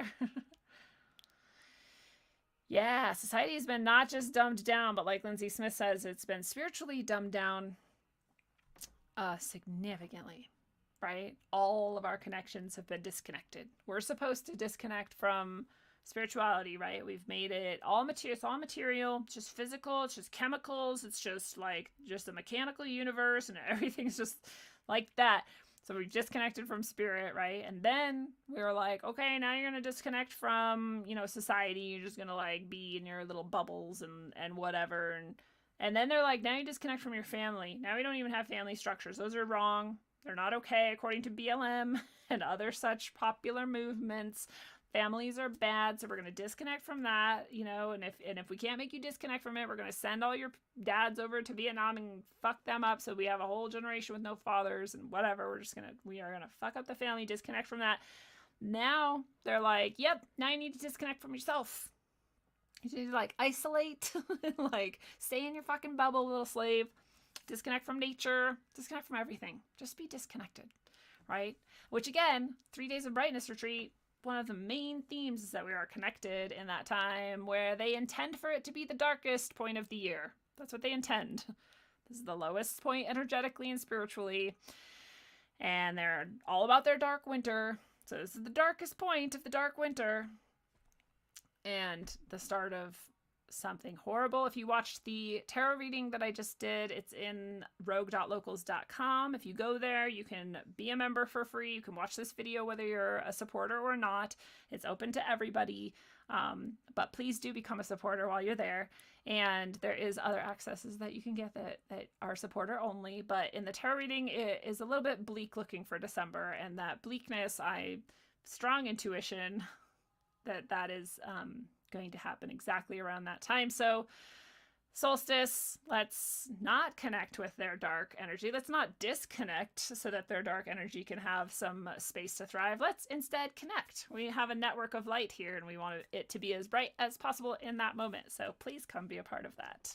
It's gonna be badass. It's really priceless, honestly. I'll stop. You can go check it out yourself.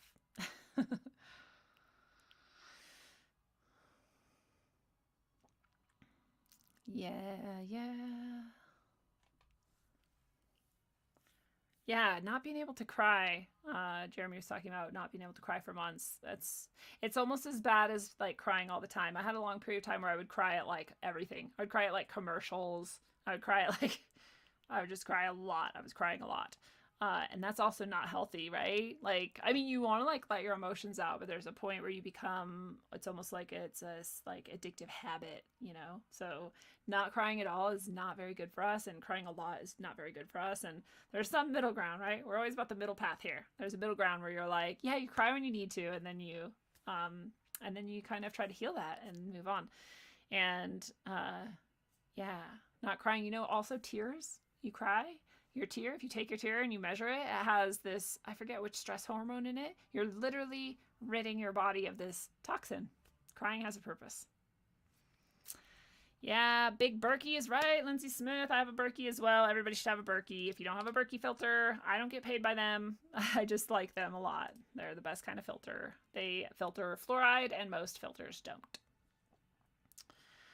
I lost my place in the chat, so I hope that you guys, if you want to say anything, I hope I got the best things. Yeah, somebody just pointed out they have a mind reading app. They definitely have seemed to be able to read people's minds, but I will remind you that they have such good modeling often, and they have so much data on any of us that it's probably more like prediction than mind reading. I could be wrong, just saying. I'm not saying they can't do mind reading technologically. I'm just saying like that type of stuff where we think of like, oh man, maybe I want like a camel. And then all of a sudden we see like camels for sale in our Facebook scrolling or whatever. We're like, what the fuck? Like, it's way more about, I think, prediction than anything else. Timoteo Ash, welcome to the show. I don't know if I've seen your name before. Timoteo says, I had a psychic medium reading last month and she was totally with the COVID agenda. Ugh. It was heartbreaking to hear this from a spiritual person. Yeah, I also have had my recent sort of experiences with spiritual sort of people who I really, really respect and am grateful for and love, who also seem to be sort of with it, but I actually realized that they're not, this person at least, your person probably sounds like they were, but that they are dealing with such a variety of people, and they don't want to shut any. I can relate with this as a teacher. I like understood it finally, and it helped me feel better about it. They need to relate with the most amount of people possible to help the most amount of people possible. So instead of getting into the discussion about whether it was real or true or not, they instead were focusing on like, okay, well, the best you can do in this situation is be healthy spiritually, mentally, and physically, no matter what you think is going on. I was like, that's fair. It's fair. Not everyone has to go on about how fake this all is. Some of us do. Not everybody does. Some people have other like paths that they need to tread, and that makes sense to me.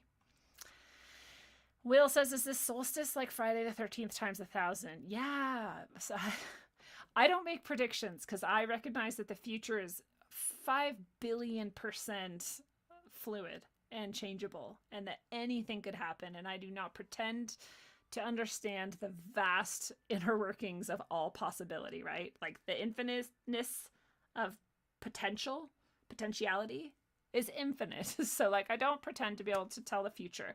And even when I'm doing readings and the cards are talking about the future, I always like to point out and remind people that even us looking at the cards is already like presenting something in the timeline that might be different than, right? So like every moment you're actually presenting more and more likelihood that something could like change. And especially if you're intending it, right? If the tarot reading, for example, seems to indicate that you'll have a very difficult time coming up if you don't focus on like A, B, and C, well, now you know. So now you're going to focus on A, B, and C, and so you may not experience any difficulty coming up. Oh no, I just lost the chat. My sadness. I don't even know if you guys can still hear me. Anyway, so is it going to be bad this solstice? I already had, how do I want to phrase this? I had already received the sort of message that it was likely to be. We'll put it that way. And I also saw their messaging about it. And their messaging was that it was likely to be dark, right? Dark winter, everybody be scared, COVID's on the rise, blah, blah, blah. So those two things combined, I was like, might get a little dicey.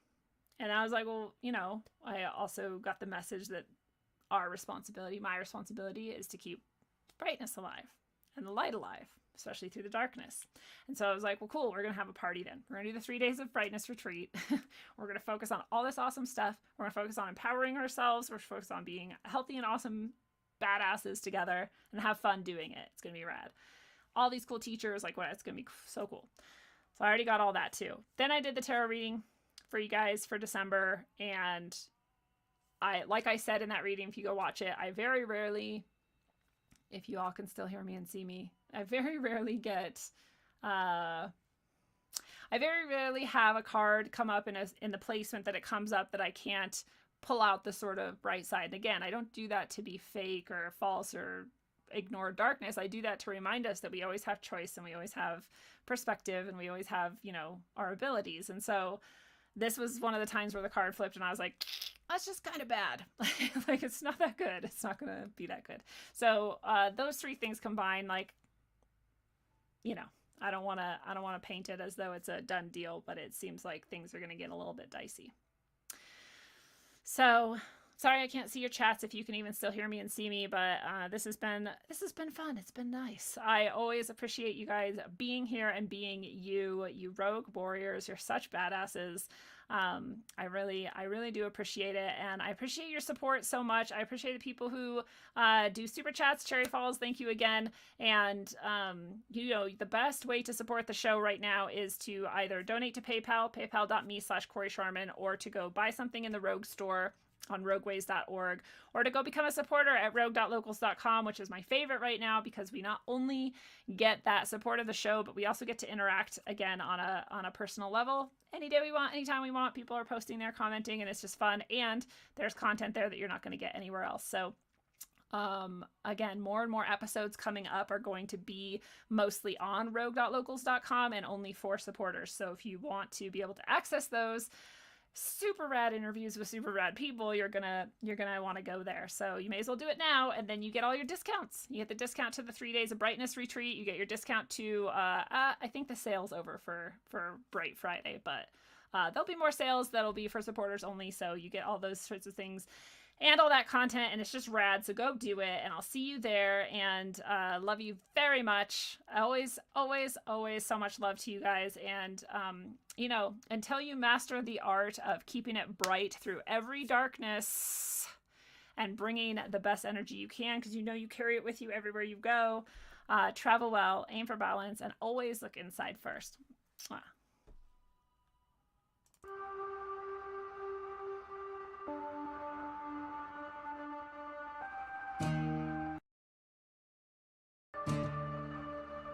Mind is elusive, time is exclusive, round trip all inclusive, the island is abusive. Jekyll's wearing hides in plain sight lines, heckle devils blind by strange slight lines. Light designed as their own resource, if they control the narrative there's no recourse. Prophecies diseased by a strong overreach, time ain't a sea that sits idly by, well preached. Watching bodies wither as they slither like a scaled river on a land of which they don't own a sliver.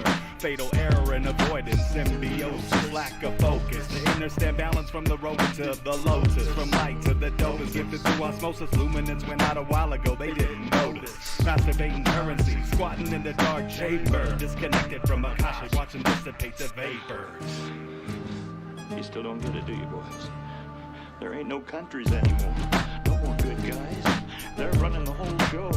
They own everything, the whole goddamn planet. They can do whatever they want. What's wrong with having it good for a change? Now they're gonna let us have it good if we just help. They're gonna leave us alone. Let us make some money. You can have a little taste of that good life too. I know you want it. Hell, everybody does. Do it to your own kind. What's the threat? We all sell out every day. Might as well be on the winning team.